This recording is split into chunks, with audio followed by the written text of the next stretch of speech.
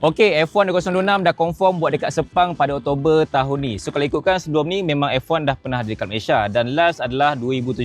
Sekarang ni hampir 10 tahun F1 comeback dekat Sepang. Dan reason why kenapa tiba-tiba F1 ada dekat Sepang tahun ni adalah disebabkan sepatutnya F1 ni dekat Bahrain bulan Oktober, tapi disebabkan oleh ada konflik keselamatan dan juga ketenteraan. So kita jadi pengganti Bahrain lah, di mana tahun ni Oktober akan dibuat di Sepang. So kalau ikutkan kos untuk hosting F1 ni bukannya murah tau, cecah ratusan juta ringgit, which is satu amount yang sangat-sangat besar lah. So aku difahamkan yang kos hosting ni ditanggung oleh pihak Bahrain. So that's why kita agak selamat kat situ. Dan dari segi tiket dia setakat ni aku tengok tak ada jual lagi. And then harga dia aku pasti takkan murah lah, mungkin cecah ribuan ringgit. So korang nantikan lah. Cuma dia buat aku terfikir tau.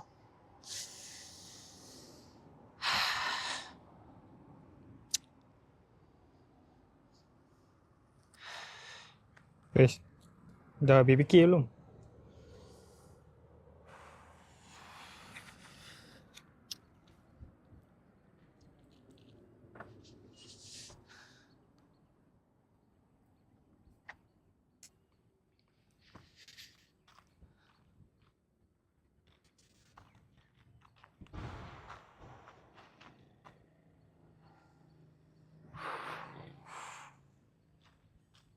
Guys, dah habis fikir belum? Astaghfirullahaladzim.